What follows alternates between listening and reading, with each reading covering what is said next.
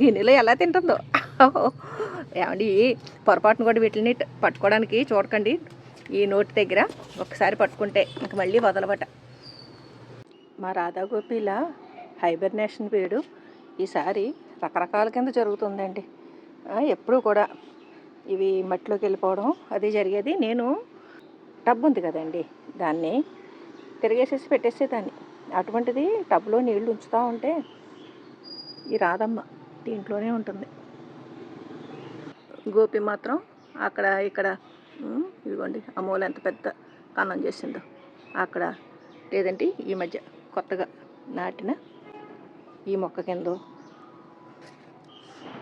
అప్పుడప్పుడు అది కూడా నీళ్ళల్లోనే ఉంటుంది. ఇది చూడండి, బయటికి రానా మా అన్న అన్నట్టుగా ఇక్కడ రంధ్రం చేసేసి కూర్చుంది. ఇవి ఇలా ఉంటున్నాయి కదా, ఏమన్నా మేత తింటాయేమో అని డబ్బా ఆడించినా కానీ పెద్దగా ఏమీ రియాక్షన్ ఇవ్వలేదండి. డబ్బా చూపిస్తే కొద్దిగా కదులుతుంది. సరే వేద్దాంలే, 2 పరుకులు ఎక్కువ వేయట్లేదు రండి. ఇది కూడా మేత తింటుందో ఏమో, బయటకు వస్తుంది చూద్దామండి. అందుకైతే ఇంకా ఈ శీతాకాలం బయటికి వచ్చేవి కాదు, కదిలేవి కాదు.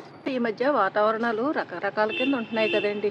కాసేపు ఎండ, కాసేపు వాన, మళ్ళీ అప్పుడే చలి, అన్నీ మిక్స్ అయిపోయి ఉంటుందండి వాతావరణం. అందువల్ల ఇవి కూడా హైబర్నేషన్ పీరియడ్కి పూర్తిగా వెళ్ళకపోతున్నాయేమో.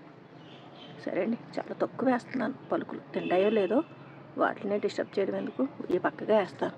తినాలంటే తింటుంది, లేకపోతే లేదు. ఆ వాసన అవి వాటికి అలవాటే కదండి. ఇదండి ఇప్పుడు ప్రస్తుతం మా రాధాగోపిల హైబర్నేషన్ పీరియడ్ ఇలా రన్ అవుతుంది. ఈ తొట్టిలో తిరుగుతున్నది రాధ అండి. ఇదిగోండి డైరెక్షన్ మార్చింది, కాకపోతే పెద్దగా ఏమీ తిందండి. తిన్న 1-2, అందుకనే 2-3 రోజులకు ఒకసారి చూసుకుని వేస్తున్నాం అనమాట. ఇవి మేత తినవేమో అని నేను కొద్దిగా మేత వేసేసి వెళ్ళిపోయానండి. ఒక అరగంట పోయాక చూస్తే ఇదండి పరిస్థితి. చక్కగా గోపి కూడా వచ్చి చేరిందండి. 2 తింటున్నాయి. ఎరా ఈ వాతావరణాలకి మీ టైం టేబుల్ కూడా మారిపోతుంది.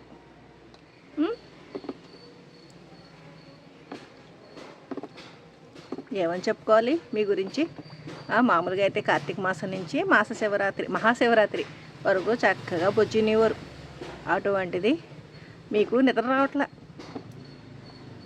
కాసేపు కునికేస్తున్నారు, కాసేపు తిరుగుతున్నారు, ఇప్పుడేమో మేత మేస్తున్నారు. ఇలాగా టైం టేబుల్ మార్చేసుకుంటే ఎలారా? ఏం చేద్దాం మరి? ఏరా రాధమ్మ గోపిషు, ఏంట్రా ఇలా తయారయ్యారు?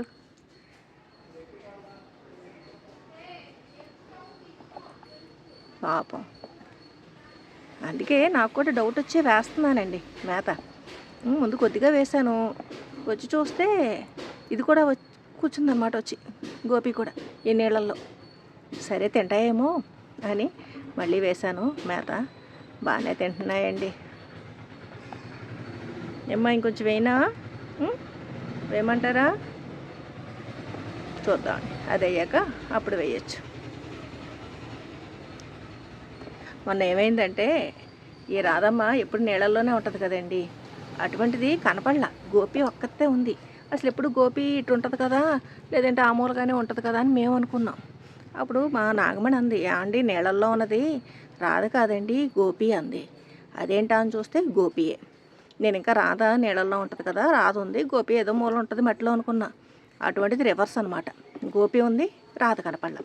ఈ మూల అంతా చూసామండి, ఎక్కడ చూసినా లేదు.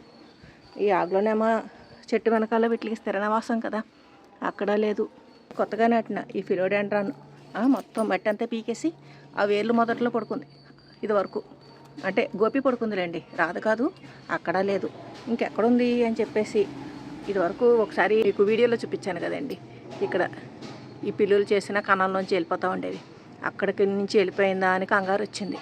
కంగారు వచ్చి మా నాగమణితో చెప్పాను, ఏంటమ్మా ఇది కనపడట్లేదు అంటే, నాగమణి వీటిని వెతకడంలో పెర్ఫెక్ట్ అండి, బాగా వెతుకుద్ది అనమాట. అప్పుడు నాగమణి ఏం చేసిందంటే, మొత్తం ఈ నెట్టు మేము లోపల వైపే చూసాం, కనపడలేదని తను బయట వెతకడం మొదలెట్టిందండి. ఇదిగోండి ఈ మూలకి వచ్చి చేరిందనమాట. ఇది పనస చెట్టు ఆకులండి, మొన్న కొట్టించాం కొన్ని కొమ్మలు. ఆ ఆకులన్నీ రాలిపోయి ఉన్నాయి. ఈ అడుక్కెళ్ళి పడుకుందండి. ఈ నెట్లోంచి. అంటే ఈ నెట్ పక్కన ఎక్కడో గ్యాప్ ఇచ్చుకుని వెళ్ళిపోయింది. అమ్మ బాబాయ్ దొరికేవరా తల్లి అనుకున్నాం. ఈ తప్పిపోయినా కానీ మాకు కనపడే వరకు ప్రాణం స్థిమితం అనిపించదండి. ఇది వరకు కూడా మీకు వీడియోలో చూపించాను కదా, ఒకసారి కనపడకపోతే గోపి చాలా హైరాణ పడ్డాం.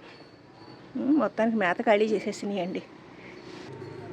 ఇదిగోండి కొంచెం ఎక్కువ వేస్తున్నాను. ఏమ్మా తింటావేంట్రా గోపి? ఐష్ ఈ గిన్నెలో తినేస్తావా? గిన్నెలో ఎలా తింటుందో. ఏమండి పొరపాటును కూడా వీటిని పట్టుకోవడానికి చూడకండి. ఈ నోటి దగ్గర ఒకసారి పట్టుకుంటే ఇంక మళ్ళీ వదలబట. చూడండి రా వేసాను. పాపం చాలా ఆకలి మీద ఉన్నాయండి. ఎప్పుడు కూడా ఈ మేత వేస్తామండి. మీరు తాబేళ్ళు పెంచుకుంటున్నా ఇటువంటి ఈ సింగపూర్ వెరైటీ, అలాగే దీన్ని రెడ్ ఇయర్డ్ స్లైడర్ టర్టిల్స్ అంటారు. వీటికి ఈ మేతే వేయండి. మనం కాయగూరలు అవి వేసినా ఇవి తింటాయో లేదో నాకు ఐడియా లేదు. నాన్ వెజ్ లాంటివి కూడా కొద్దిగా తింటాయట. మనకి స్టార్ తాబేళ్ళు అయితే కాయగూరలు అవి తింటాయి. ఇవి మరి మేము ఇవే వేస్తున్నాం. ఈ టర్టిల్ ఫుడ్డే, ఈ బ్రాండేనండి, వేరే బ్రాండ్ ఏం కాదు. ఇలాగ ఈ శీతాకాలంలో మీకు రెగ్యులర్గా ఎంత ఆహారం తీసుకుంటాయని మనం అనుకోక్కర్లేదండి. ఎందుకంటే ఇవాళ ఏవో తింటున్నాయి కానీ ఇవి రోజు ఏమీ తినవండి. మనం వేసినా కానీ తినవు. బహుశా ఇలాగ ఫుల్గా తింటున్నాయి కదండి, మళ్ళీ ఒక వారం 10 రోజుల దాకా ఇంకా మళ్ళీ ఇవి తినకపోవచ్చు. అదే సమ్మర్ అయితే రోజు తింటాయండి. మనం ఈ తాబేళ్ళు పెంచుకుంటున్నప్పుడు సీజన్ని బట్టి కూడా గమనించుకుంటూ ఉండాలి.